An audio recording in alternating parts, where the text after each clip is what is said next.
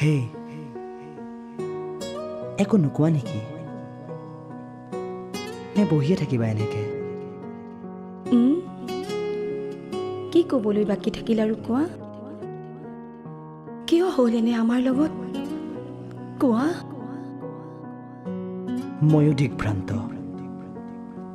উত্তৰ বিচাৰি হাহাকাৰ কৰিছো। কিয় এনে হ'ল আমাৰ লগত? ইমান ভাল পোৱা, ইমান বিশ্বাস, ইমান আকৰ্ষণ কি এনেকৈ হঠাৎ নোহোৱা হৈ যাব পাৰে? এটি হৃদয়ৰ সঁচা সম্পৰ্ক। কেনেকৈ জীয়াই থাকিম মই এতিয়া তুমি নোহোৱাকৈ? প্ৰতি সন্ধ্যা মই অপেক্ষা কৰোঁ। এই যে তুমি সন্ধ্যা আজৰি হৈ বিচনাত শুই বা চোফাত বহি মোলৈ ফোনটো লগোৱা, তাৰ পাছত ঘণ্টাৰ পাছত ঘণ্টা আমাৰ কথোপকথন। নিশা কাণৰ কাষতে ফোনটো থৈ অস্ফুট স্বৰেৰে নিচুকনি গাই যে গুড নাইট কৈ তুমি মোক শুৱাই দিয়া। পুৱা সাৰ পাই চকু মেলি যে মোবাইলত প্ৰথম দেখোঁ হোৱাটছএপত তোমাৰ গুড মৰ্ণিং মেছেজটো, সেয়া কি আজিৰ পৰা নোহোৱা হৈ যাব? কেনেকৈ মই পাৰ কৰিম প্ৰতি লম্হা তোমাৰ অবিহনে? নক'বা অ' শুন, মই যে উন্মাদ হৈ যাম। তোমাৰ বাবেই বুকু ভৰি লৈছিলোঁ উশাহ, জীয়াই থকাৰ অপাহত। প্ৰতি সন্ধ্যা, পুৱা আৰু প্ৰতি লম্হা তুমি মোৰ লগত আছিলা বাবেই জীৱনটো আছিল মোৰ উদযাপন। আজিৰ পৰা কাৰ বাবে উশাহ ল'ম মই? জীৱনৰ উদ্দেশ্যই বা কি হ'ব মোৰ বাবে তোমাৰ অবিহনে?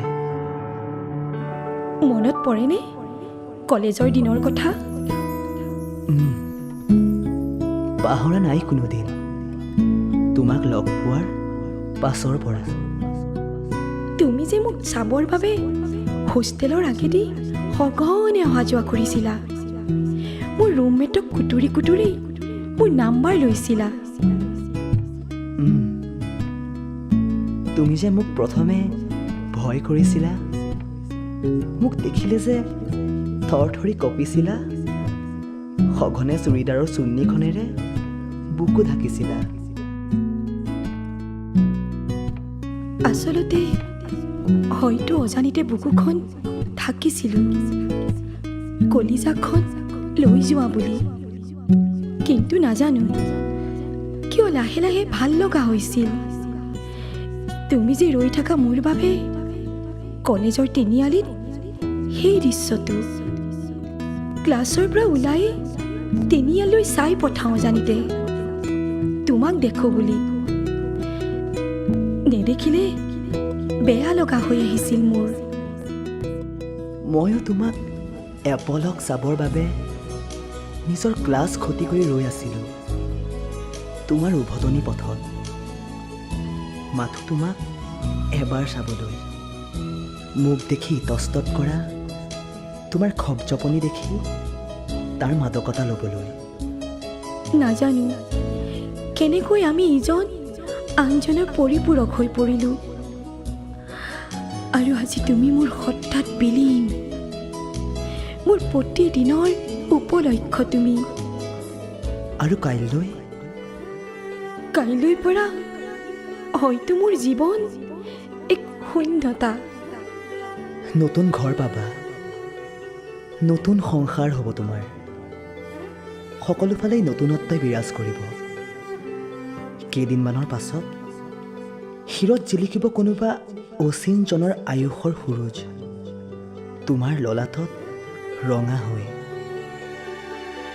কিন্তু মই যে তোমাৰ বাবে উকা কৰি ৰাখিছিলোঁ মোৰ শিৰৰ বাটচৰা।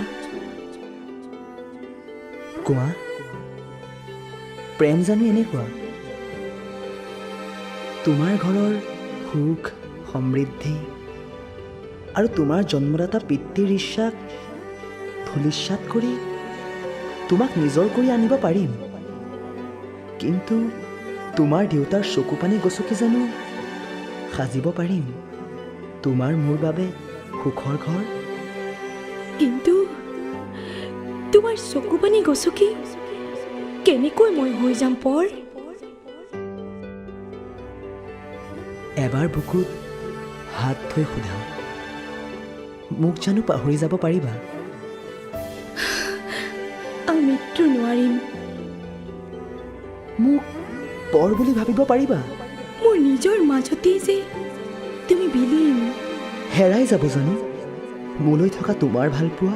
হৃদয় স্পন্দিত হৈ থকালৈকে ই বৈ থাকিব অৱধাৰিত হৈ। তেন্তে তোমাক দেখোন পালোৱেই মই। মানে শুনা, প্ৰেম মানে দুখন আত্মাৰ মিলন, য'ত শাৰীৰিক প্ৰাপ্তি অৰ্থহীন। তোমাৰ ৰন্ধে ৰন্ধে যদি আজীৱন বৈ থাকে মোৰ প্ৰতি প্ৰেমৰ ততিনী, তেন্তে সেয়াইতো প্ৰেমৰ চৰম প্ৰাপ্তি। কিন্তু কেনেকৈ থাকিম তুমি নহ'লে? মই তোমাৰ মাজত নাই, আছা। তেন্তে কেনেকৈনো মই নোহোৱা হ'ম? তুমি মোৰ পৰা পলাব বিচাৰিছা? তোমাৰ মোৰ আজিৰ অন্তিম মিলনকণ যুগমীয়া কৰিব বিচাৰিছোঁ। কেনেকৈ? এটি উপহাৰ দি। উপহাৰ? সন্মানৰ উপহাৰ। বুজাই কোৱা। শুনা তেন্তে, প্ৰেমৰ সেয়াই প্ৰকৃত ৰূপ, য'ত অকল প্ৰেমাস্পদক বিচৰাটোৱেই নহয়, তাৰ ঠাই যুগমীয়া কৰি ৰাখিব পাৰিব লাগিব প্ৰেমাস্পদৰ আত্মসন্মান, তেওঁ ঘৰ পৰিয়ালৰ মৰ্যাদা। মানে মই তোমাক আজি পলুৱাই লৈ যাব পাৰোঁ, তুমিও নিশ্চয় যাবা। যাম। তোমাৰ অবিহনে যে। ৰ'বা, তোমাক পলুৱাই লৈ যোৱাৰ পাছত তোমাৰ ঘৰখনৰ পৰিৱেশ কি হ'ব? তোমাৰ দেউতাই যে মোৰ ছোৱালীয়ে কাহানিও ভুল নকৰে বুলি যি অগাধ বিশ্বাস তোমাৰ প্ৰতি লৈ আছে, সেয়া কি হ'ব? তুমি সকলোৰে চকুত সৰু হৈ নাযাবানে? আমাৰ ভালপোৱা স্বাৰ্থান হৈ নপৰিবনে? তোমাৰ ঘৰখনৰ মৰ্যাদা ধূলিসাৎ হৈ নপৰিবনে?